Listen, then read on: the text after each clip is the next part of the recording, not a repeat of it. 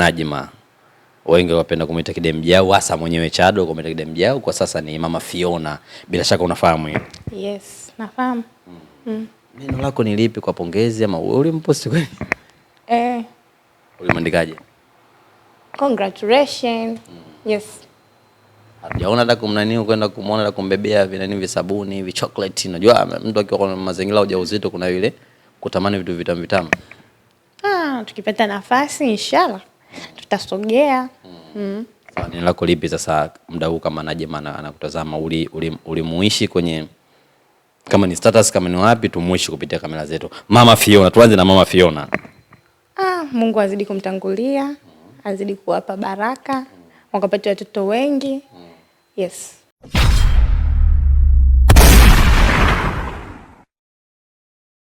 Yes, bwana, mambo vipi na karibu mfuatiliaji wa YouTube channel ya Nyundo TV. Ni exclusive interview kunako YouTube channel yetu kubwa zaidi kuzungumza na watu ambao kwa hakika wana vingi wewe binafsi ungetamani kuvisikia ama ungetamani kuvifahamu. Na leo Nyundo TV tumeweza kumtafuta mmoja kati ya wasanii ambao wanapatikana kunako kambi, kunako familia, kunako lebo ya Chado Master Gang. Tunafahamu kwa jina la Doreen.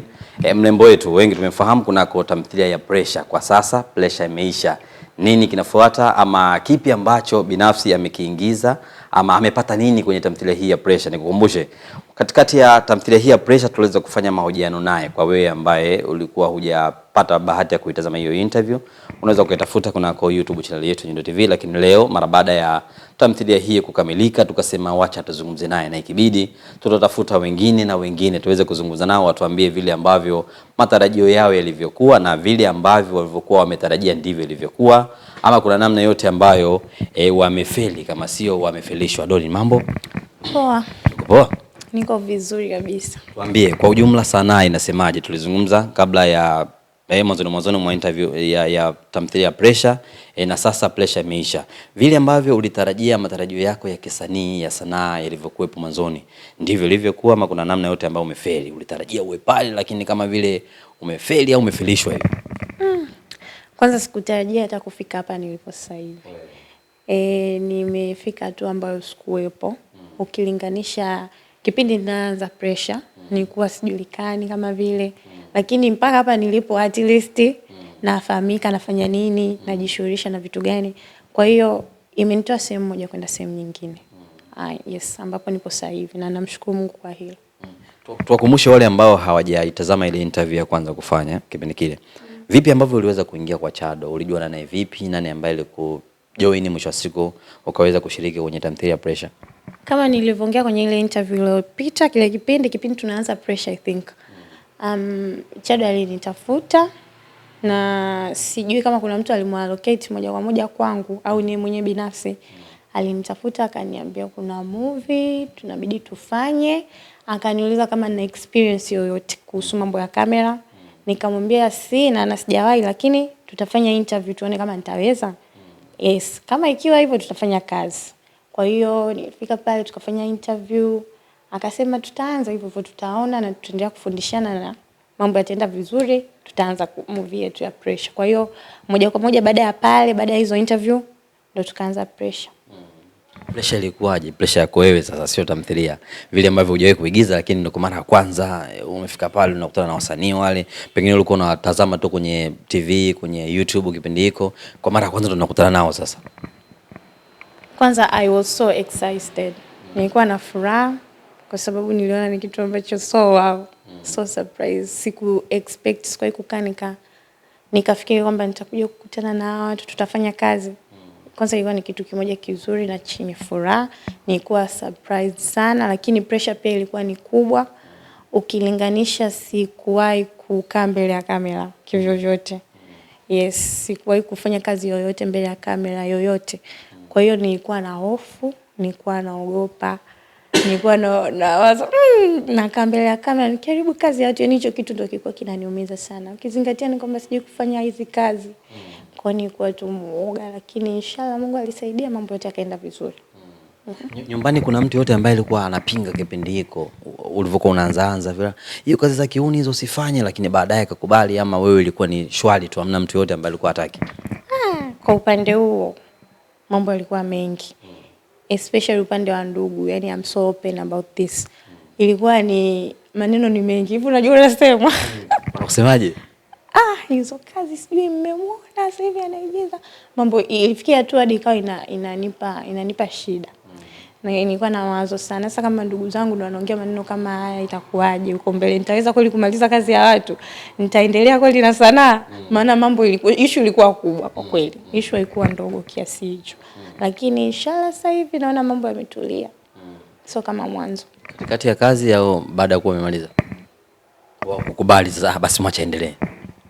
Baada ya kazi kuisha. Ila baada hata ya kazi kuisha maneno yaliendelea kuwepo. Si unajua ndugu. Lakini hivyo mama yangu na baba yangu wameendelea kunitia moyo kwa sababu ni watu ambao wamesimama upande wangu. Kidogo ile ilikuwa inanipa auheni. Unajua mzazi akisimama na wewe kwenye mambo yako, ile inakuwa inakupa nguvu. Hata kama watu wengine wakiwa against na wewe unachokifanya. Mzazi akiwepo akasimama na wewe kiukweli kutoka moyoni mwake, baraka zake zinakuwa zinakuongoza. Ndio maana leo niko hapa. Hivi mama ni shabiki yako? Sana. Anatazamaga? Anatizama sana. Hivi ambayo ushaikufanyaga kwa kupigia simu, Doli hapa umeua. Episode ya mwisho 89, yes. Ambayo ulifanyaje?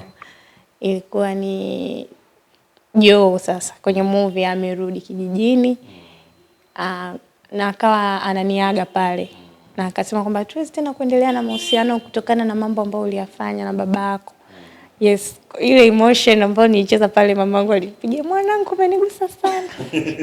Mama umemgusa kinamna gani kwamba dadangu kalia? Jamani kama ukweli. Kama umekataliwa kweli. Kama nimekataliwa kweli. Kwa watu wengi ile episode ilikuwa imewagusa kwa namna moja au nyingine. Na ipi ambayo mama kashia kukwazika? Hapo sijapenda kabisa ulivyofanya hapo. Mimi na mwenyekiti. Wewe babako?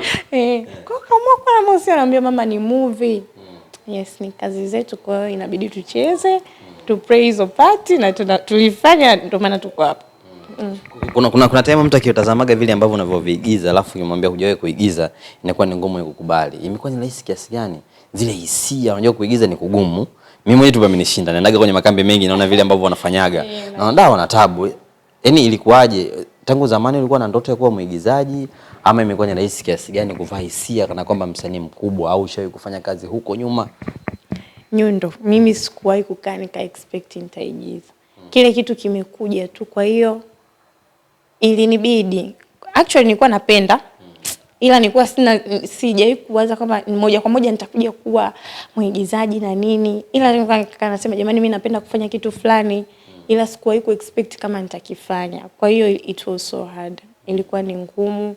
Kuigiza ni kazi, sio kazi ndogo. Ni kazi sana. Unajisikiaje muda huu ambao unafanya vitu ambavyo kama hivyo ndio mtu anakukataa, Joe anakukataa hivi? Yaani mbali ndio unawasilisha ile sanaa lakini unakuwa una feel vipi kwa mfano? Kwenye kucheza pale sasa inabidi ufeel kama ni tukio ambalo linatokea kweli ili uicheze kweli. Ufanye kitu cha uhalisia. Yes, inakuwa inakuuma kwenye movie ili uwasilishe kile kitu ambacho ni positive na mtu akikuangalia ajue kabisa kweli Doli anacheza na ni kweli kabisa hiki kitu kinatokea. Yes, kwa hiyo inakuwa kama hivyo. Sasa umepata wapi hayo unayozungumza hapo? Nimepata wapi? Mimi kuna darasa la sanaa ulishawahi kupita maana yake nini? Sijui kupita kwenye darasa la sanaa lolote. Yaani mimi tu ni hivyo Mungu kasaidia basi. Kwani pale kwa Chado huwa mnafanyaga rehearsal kabla kuigiza? Yes. Okay. Kuna namna huwa mnakaa mtu anakuelekeza au yani sio nisemeje? Kuna sanaa ndani yako ambayo inafanya haya uyajue ama kuna mtu ashaye kukuelekezaga labda mafundisho ambayo umeyapata? Vitu vinatokea vingi sana especially kwa location. Sio kila kitu nimefundishwa. Kuna vitu kweli nilielekezwa kwa sababu si unajua mimi sikuwahi kukaa mbele ya kamera.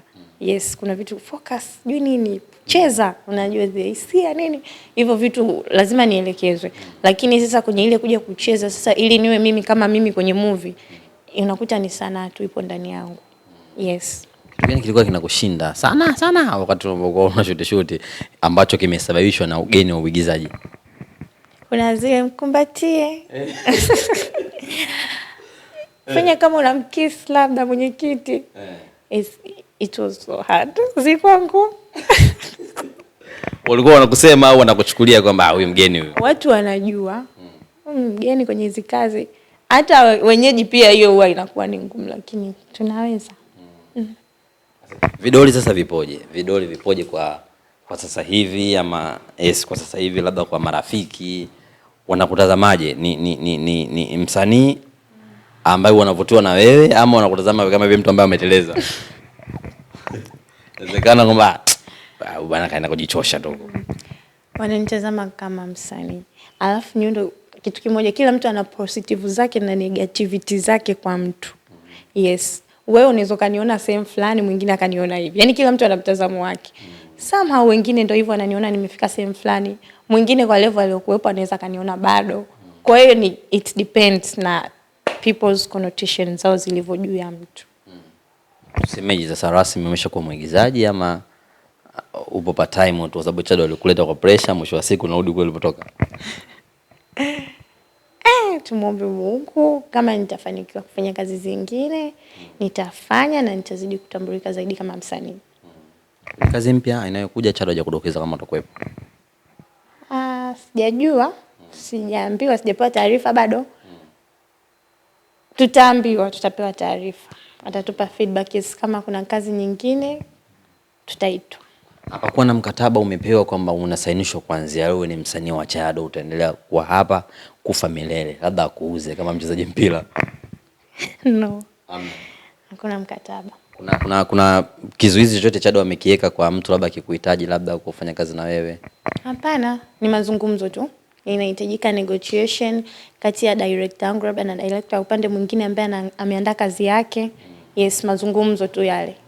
Then anatoa approval, mimi nafanya kazi za watu. Michongo imekuja lakini? Yes, michongo yupo. Tutarajie kukuona kwenye kazi zingine mbali na kazi za Chado? Ndio, maana kwa msanii sasa si umejicategorize. Yes, huwezi kufanya kazi moja sehemu moja tu. Unabidi expand, inabidi utanuke ili watu wajue ni kwa kiasi gani umekuwa kwenye sanaa. Yes, kwa hiyo nitafanya kazi zingine. Kutoka kutokujua chochote kuhusiana na sanaa, mwisho wa siku sasa hivi unajua, unahisi kama ungepewa nafasi wape kongole, tuombe mtu mama wake kabla hajafariki, unahisi nani ambaye anastahili kupongezwa, ambaye kamtengeneza doli huyu ambaye watu wanafurahia kile ambacho anakifanya? Kwenye nini sasa? Kwenye sanaa. Mbali na watu ambao wametuzunguka kambini au? Kama ni kulipo kambini, kama kuna mtu yupo nyumbani, kama kuna mtu yuko baharini, kumpa pongeza ambaye kamtengeneza doli huyu ambaye ni mwigizaji. Chado labda. Sema hivyo, yes. Ni mtu wa kumpa pongezi. Katengeneza watu wengi. Katengeneza vipaji vingi mpaka watu wamefikia sehemu waliopo, wengine wako mbali zaidi. Kwa hiyo respect. Mimi nataka kwa wewe, sio kusema katengeneza watu wengi, yani wewe huyu doli ambaye tunamwona sasa hivi, kuna mtu ambaye tumpongeze? Ndio, Chado mwenyewe tumpongeze mpaka kunifikisha hapa. Ndio. Ni huwa sijui kitu kusema ukweli. Na hata sasa mimi huwa najiona bado najifunza. Kwa mpaka kufika kwenye position ambayo mtu anaona kwamba msichana angalau anaweza. Yes, kongole tumpe yeye. Na Chado Master Film kwa ujumla. Chado ulishawahi kumwambia maneno hayo ambayo unayazungumza hapa ya kumpa kongole? Ndio, nishawahi kumwambia. Unamwambiaje? Nilimwambia nashukuru, kwanza nilimshukuru kwa kunitoa sehemu niliokuwa mpaka kufika hapa. Huenda bila yeye kuconnect na mimi tusingefika hapa. Kwa hiyo nilimshukuru kunielekeza, maana tumehaso sana set. Fanya hivi kaangaika sana jamani. Kwa hiyo namshukuru sana. Yes, hivyo nilimshukuru pia, namshukuru pia hapa kama amesahau. Asante sana kwa uliponifikisha, nashukuru Mungu akuzidishie baraka. Nani ambaye alikuwa anamsumbua sana pale Chado Master Gang pale kwenye kutengeneza kipindi ambacho Chado hayupo labda, au hata kama Chado yupo mwingine yule alikuwa mwenyekiti Jojo?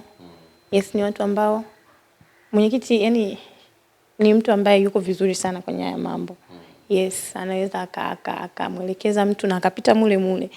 Pia Jojo na yeye bila kumsahau ni mtu ambaye alikuwa anasimama vizuri sana. Yes. Mafanikio tulogaini sasa ya kwenye sanaa ndicho ambacho bila shaka wengi wanatamani wasikie.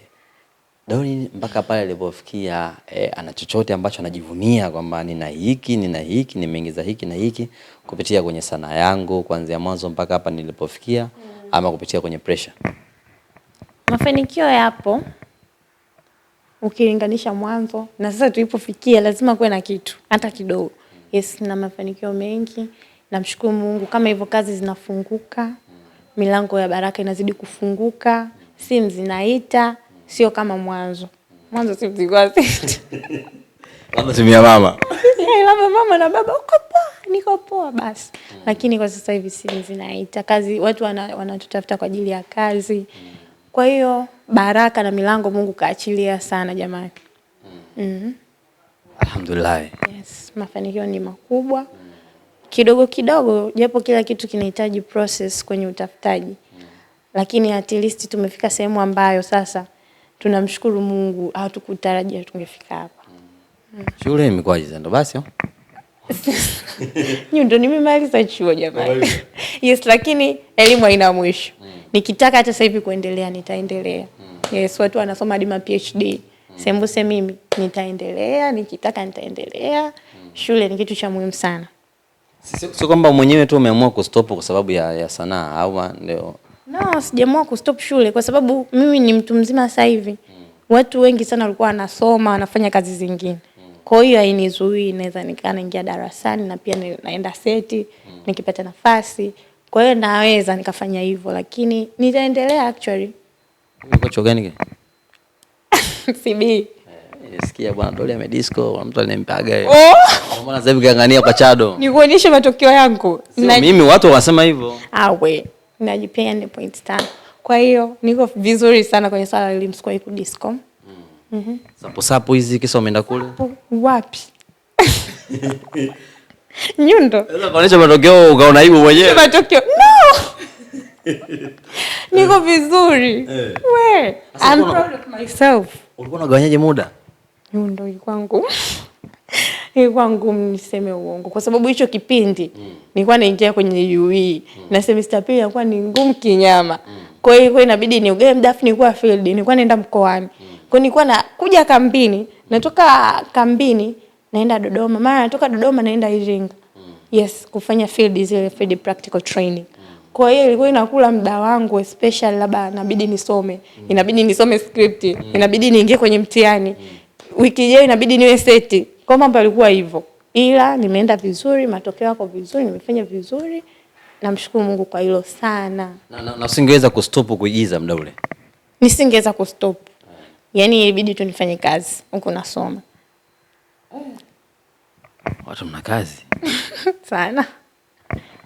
Kweli sanaa ni kiboko. Maana huko unaigiza huko unaenda field. Nilikuwa naigiza naenda field, inabidi kule nikusanye ripoti, inabidi Chado naye inabidi tuanze wiki ijayo. Kwa hiyo inakuwaje afu mimi niko kule. Kwa inabidi kule niweke mambo sawa. Nisafiri nitoke kule mkoani nije tena Dar es Salaam kwa ajili ya kazi. Mtu kama ukimwambia anaweza kaona kama kilikuwa kitu rahisi hivi. Yes, mtu anaona easy. It was so hard. Ni ngumu, ni ngumu, ni kitu ambacho ni kigumu kwa kweli. Ila mwenyewe sijui nimefikaje. Namshukuru tu Mungu kwa baraka zake na kuniwezesha kufika hapa basi. Tutarajie ni Dolly wa design gani kwenye experience yako ya kuigiza sasa? Mwanzoni ulikuwa ni mtu ambaye hujawahi kuigiza, ukaigiza kazi ya kwanza hii ya pressure, mwisho wa siku watu wameona kile ambacho unacho. Kazi zijazo still utakuwa huyu ama kuna mabadiliko ya gaining fulani imefanyika kwenye sanaa?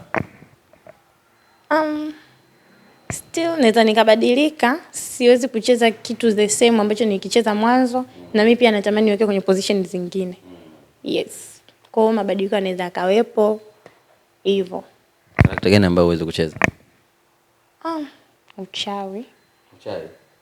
Au ukaaba, sijui nini zile za unatakiwa upo tricky tu kama ukaaba. Yes, nakuwa naona ni ngumu kwangu kucheza. Kwa hiyo kama kuna mtu ambaye anataka akupe dili labda kuchezesha kwenye uchawi asije. Aje nitajaribu. Mbona kama unajifungia milango hivi? Sijifungi, ila ni kitu ambacho wanahisi ni kigumu, ila nitajaribu. Maana hakuna kitu chochote ambacho mwanadamu anaweza kafikia na kiweza mpaka pale atakapokifanyia majaribio. So I will try to do na nitafanya. Ukahaba? Ni unyundo hiyo unaonaje kwanza? Si ndo sanaa sasa? Nitajaribu. Nini ambacho kinakuwazisha ili kuvaa nguo fupi ama ili kusimama barabarani? You know, kucheza kitu mpaka mtu akinini aone kwamba this is real situation ni ngumu sana. Kwa hiyo na mimi Yaani unahisi hutaweza kuvaa uhusika wa kahaba? Ndio, yaani nahisi uhusika wa kahaba au mchawi. Yes. Nahisi utakuwa ni wazo huyo mtu atakayekuwa amekuvalisha manguo mekundu Doli ni mchawi. Yaani si atakulembaje kwanza mimi mtu aseme kafiti kisha mchawi. Si yaani mtu anasema kafiti kwenye uchawi. Uchawi kwa yani huwa anachukia ni kitu kigumu sana. Yale yote ambayo umeigiza kwenye tamthilia Pressure kuanzia mwanzoni pale ambapo umeingia mpaka mwishoni, mtu anaweza kujiuliza hivi kuna chochote ambacho Doli kimeshawahi kumtokea kweli? Mbona anafanya vile kiuhalisia? Hapana. Hamna hata kitu kimoja ambacho kimeshawahi kunitokea. Hakuna. Kuwa na mahusiano na mtu ambaye amekuzidi umri? Kwa mahusiano ambaye mtu amenizidi umri gani? Miaka mingi. Yaani kama vile kuwa na mahusiano kana mwenyekiti. Mwenyekiti. Kwamba umri wa babangu. No, sijui kuwa na mahusiano na mtu ambaye amekuwa na umri kama mwenyekiti. Kuwa na mahusiano na ndugu yako labda baba, mjomba? No, sijawahi. Kuwa na mahusiano na mtu kama vile Joy ikawa vile mwisho wa siku akakumwaga akwambia na nini? Hapana. Hapo mbona kama ulikuwa unasita kujibu hiyo? Sasa nilikuwa nalifikiria swali kwa mahusiano kama mtu Joy. Yaani kama vile uko na mahusiano na Chado kwenye vita tamthilia, mikasa yote ambayo umepitia kama mapenzi ni na nini? Sijui kuwa na mtu ambaye nimepitia mikasa naye kama ya kwenye Pressure.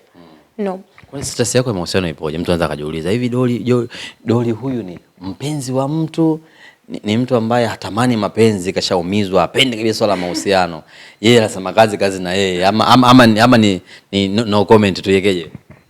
Hata nikiumizwa, lakini kuna kipindi itabidi nipende. Kuna kipindi itabidi niwe kwenye mapenzi. Mapenzi ni mazuri. Mapenzi ni kitu kizuri. Yes, kama ukipata mtu anakupenda, ni kitu kizuri sana. Kwa hiyo siwezi kuumizwa alafu nikasema nisije tena kuwa kwenye mahusiano. Lazima nije niwe kwenye mahusiano. Lakini sio kuumizwa. Hasa Nyundo, kwa nini nisiumizwe? Kama mimi, yani ili ukamilike vizuri wewe umepita kwenye mapenzi, lazima uumie. Kwa kuumia kupo. Amtana kawaza wale mbalembo wenyewe waumizwe, unaumiza watu. Watu wanaanza hivyo, ustahili kuumia. Hata nakutana na jamaa basi ile kuumia, nipe mimi. Unajivutia kwake. Nipe mimi. Hayo mambo yapo. Yes, mahusiano yana changamoto. Sasa hivi lakini tupo kwenye mahusiano. Ndio, kwa nini tusiwe? Unapenda kweli ama unapenda kisanii? Maana nyie wasanii unajui kama unapenda kweli au? Sijui kama ninapendwa kweli. Sio kupendwa, kupenda. Kupenda. Moyo mimi sijui jamani, ila moyo wangu kwangu mimi naona kwamba napenda. Sasa unaposema mimi nakuuliza unapenda kweli, unasema hujui huyo uliokuwa naye atajisikiaje? Hata hizo basi pendi kweli hapo. Ni kama unjikage. Anapendwa. Anapendwa bwana. Kuna watu ni nadra kuwa na mahusiano na wasanii kwa sababu wasanii wanaonekana ni watu wenye mambo mengi. Kwanza msanii anaweza kwambia nakupenda, kumbe anafanya kama vile kwenye movie. Anataka akawa anakulilia, hapa mpenzi wangu ni sahihi, kumbe anakuigizia. Sio kweli. Kwamba mtu kwenye maisha ya kawaida aonekane ni msanii. Hiyo ishiki kunitokea. Unakuwa na mtu kwenye mahusiano afu anafanya drama. Hicho kitu ambacho kinakata sana. Wewe Doli umeanza drama, unaona zile. Sasa mimi niko real. Kwa sababu unaangalia Pressure unaona nimeanza drama. Tunaweza kuletea usanii. Yes, mpenzi wangu alikuwa anaona anafanya drama. Anakuwa anaona Doli sasa hivi anafanya drama. Mimi sifanyi drama, jamani, I'm so real. Kwenye maisha ya kawaida hatuwezi kuigiza. Yes, kwa sababu tunakuwa na sisi tunaishi. Kwa mtu unaweza kukaa naye kwenye mahusiano akawa anaona tu hizi drama huyu. Wewe unaliaga kwenye Pressure unaligizia machozi sio ya ukweli. Kwani wewe kabla ya Pressure ulikuwa unaweza kukaa tu hivyo kalia? Nikipitia kitu kigumu ndio nalia. Au Pressure imekufanya uwe na confidence ya kulia zaidi? No. Hapana, haijanifanya hivyo.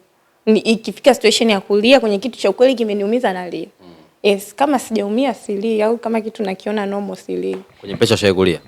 Sana Nyundo, sio unafuatilia. Haya sana. Kwenye mahusiano yako ya kawaida sasa kabla hujaenda kuigiza kwenye Pressure ulikuwa unalia kama vile? Uko unalia wewe? Kulia kupo Nyundo, kulizwa. Sasa mimi nazungumza kwenye kulia. Sasa labda sasa hivi umeget experience sana. Yaani sasa hivi ilikuwa kwenye swala la kulia bwana. Sijui niliwekeje. Sometimes location machozi hayatoki inakuwa ni ngumu hivyo. Hisia ndio machozi yanakuja. Unavomba hisia unakuwa unawaza nini kwani? Unaanza mengi. Ulikotoka? Ya maisha yako. Kama kuna mtu ushakupiga kibuti na ameshia hapa. No, inategemea na wewe sasa hisia zako unaziwekaje. Kwangu mimi unaweza kaanza tu vitu, unaweza kaanza. Yaani au unavaa kile kiatu cha movie unaoicheza. Hii situation ingekuwa mimi ingekuaje? Machozi yanaanza kutoka. Kwa haraka wewe unaweza tukasema pressure hadi mwisho umelia mara ngapi? Yaani kwa hesabu ndogo. Makadirio 10 zinafika. Maana mimi toka episode ya kwanza ni kulia. 10 zinafika. 20. 10, 15 zinafika. Mimi nimelia sana. Kipi cha haraka ilikuwa unakiwaza kitu mchozi unakuja? Cha haraka. Nilikuwa naanza kuhusu mwenyekiti. Hivi kweli mzazi anaweza kumfanyia hivi mtoto? Yes. Alafu akawa anaishi naye kwa namna hii, bado anamkandamiza. Kile kitu kilikuwa kinaniumiza sometimes. Ni mimi nilijuaje? Unawaza kwamba Doli yule ni skipine kile ilikuwa vile fanya hivi na mama mchozo unakuja. Hapana. Yaani put kitu in your position. Hisia tu zinakuja.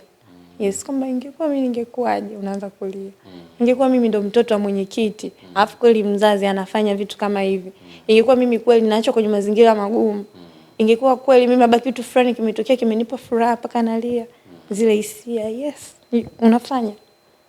Tumalizie the way ambavyo umeigiza na Joy ama na Chado kwenye tamthilia hili ya Pressure. Kuna muda watu wanahisi kama vile watu wanaendana, yani ni couple fulani hivi akitazama. Kweli, is there anything between you and him? Au ndo tuache mule? Kwani Kiingereza kibaya hiko? Kizuri. Kizuri. Kizuri tena. Is there anything between you and him? No. There is nothing between me and him. Nothing. Labda sasa tuongee Kiswahili maana tunataka kuelewa. Okay. Vile ambavyo nianze mimi kuuliza swali. Vile ambavyo umeigiza kwenye tamthilia Pressure wewe na Chado, kuna chochote kwamba ninyi ni wapenzi kweli ama tutarajie kitu na vitu kama hivyo? Hapana. Yes, ana mahusiano yake na iko wazi, ile ni kazi tu kati yangu mimi na yeye basi. Nje ya scene, nje ya scene mko unaishi vipi? Kama boss wetu. Kama boss? Yes, kwa sababu he is our director. He directs us, he guides us. Kwa ni mtu ambaye ni kiongozi wetu. Yes, kwa unaishi na mtu hivi, unaelewa ukiishi na mtu kama kiongozi wako. Kwa ndio tulikuwa tunaishi naye. Kwa unamheshimu kabisa na kumuogopa? Ndio. Somehow. Watu wanasemaga ili kapo iwe vizuri kwenye scene lazima sometimes waishi vile. Mara yani no, kama wewe huyu ni mkeo basi from there mke wangu hata kama mnaenda set hivi ipo na hivyo.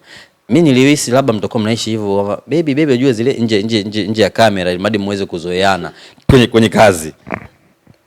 Ila Nyundo hapana. Hamna kitu kama hicho. Ukishatoka kwenye kamera kila kitu kimeishia pale. There is nothing else behind the cameras. Amje kuitana hata baby nje ya kamera. Asa kwa nini tuitane baby? Kutengeneza chemistry ili mmezoeana kwenye kazi, hasa wewe ambaye hujawahi kuigiza. I don't think kama kuna that kind of chemistry behind the cameras. Ni kwenu tu au hata wasanii wengine? Wasanii wengine sababu mimi sijawahi kufanya kazi Nyundo, ndo kazi yangu ya kwanza. Labda tuwaulize. Na wala hujawahi kuambiwa hiko kitu? Sijawahi. Kweli? Sijawahi ku experience hicho kitu. Labda kwa kuwa kazi yangu ya kwanza, tuendelee kufanya kazi. Alafu siku ukija ukiniuliza kama kazi 5 hivi nitakwambia. Mimi naonaga kwenye makambi mengi nikiendaga hata zile tamthilia za kwenye TV zile. Sometimes mtu amekaa na mtu mzake baby mke wangu. Mfano mzuri kama naonaga sometimes kwa bisi na metaga Shida Masamba. Mke wangu hata nje ya kamera. Nilisi na ninyi mnaishi hivyo? Hapana. Yes. Unatabasamu wewe? Mimi huwa natabasamu kila siku. Mbona nimetaja Chado hapa nikakuhusisha kawaida. Sawa, mwisho kabisa tunafahamu Najma wengi wapenda kumuita Kidemjau, hasa mwenyewe Chado kumuita Kidemjau, kwa sasa ni Mama Fiona. Bila shaka unafahamu hiyo? Yes, nafahamu. Neno lako ni lipi kwa pongezi ama ulimposti kweli? Ulimandikaje? Congratulations. Yes. Hajaona hata kumnaniu kwenda kumuona na kumbebea vinani vya sabuni hivi chocolate. Unajua mtu akiwa kwa mazingira ujauzito kuna vile kutamani vitu vitamu. Tukipata nafasi inshallah tutasogea. Sawa, neno lako lipi sasa muda huu kama Najma anakutazama, ulimuishi kwenye kama ni status kama ni wapi tumuishi kupitia kamera zetu? Mama Fiona, tuanze na Mama Fiona. Mungu azidi kumtangulia, azidi kuwapa baraka, wakapata watoto wengi. Yes. Na neno lingine kwa baba Fiona ambaye ni Chado Master? Congratulations. Yes, yani ni hivyo tu, ni hongera. Tutaongea maneno mengi lakini mwisho siku tutarudi kwenye hongera. Sawa. Kama kuna kitu ambacho nimekisahau ulitamani uambie mashabiki zako, watu ambao wanapenda Dori, watu wanapenda sanaa yako, watu ambao wanaipenda kambi hii ya Chado Master, watu ambao wanapenda tamthilia Pressure na vitu vingine? Jamani, mkae kwa kutulia, vitu vizuri havihitaji haraka. We just preparing something very good. Wata enjoy, wakae vizuri na sisi. Wanatumiaga comment, tunakupenda na mapenda pia. Siwezi kujibu kila kitu au kumjibu kila mtu. Tunawapenda pia, kazi zitakuja. Maana walikuwa wanaulizia season 2 sijui nini. Hatujui kama kutakuwa na season 2 ila tusubiri nini. Kwani vile ilivyoishia inahitajika endelee pale? Sijui sasa. Kwa wale ambao kwa Dori sijui season 2 sijajua. Ila kama kitakuwepo wataona. Tutaendelea. Ndio hivyo, tunawapenda sana, wasichoke kutufuatilia. Sisi bado tunahitaji support zao. Sisi bado ni underground. Tunajifunza. Yes. Haya, asante kwa muda wako. Asante pia. Bwana, ni interview fupi na tamu fulani hivi na mrembo wetu hapa anaitwa Doreen. Wengi wamemfahamu kupitia kwenye tamthilia Pressure. Mengi tumeyazungumza, kubwa zaidi kuhusiana na sanaa yake na vile ambavyo yeye ameshiriki kwenye tamthilia hiyo ya Pressure. Hebu tuambie kwenye comment vipi ambavyo unafurahishwa na uigizaji wa Doreen. Vipi ambavyo unakoshwa au wapi ambapo alikukosha zaidi sehemu fulani ambapo alipokuwa ameigiza Msafara wa Mamba na Kenge wa Kozi. Sio wote ambao walikuwa wamempenda. Kuna wengine ambao huenda kama walimchukia, hawajapendeza sehemu fulani. Pia mwambie kwenye comment, bwana Dori ulivyofanya hivi mimi sijapenda. Sehemu fulani ulivyofanya hivi umenikwaza. Mwisho wa siku atatafuta muda wake, atakuja kusoma comment. You never know. Huwezi jua, huenda akaongeza chochote ama atabadilika kupitia comment yako. Mwisho kabisa nikwambie usikose, usisahau kufuatilia gang yao bwana Chado Master Film. Kama kutakuwa na kazi mpya bila shaka utakwenda kuitazama. Thanks for watching.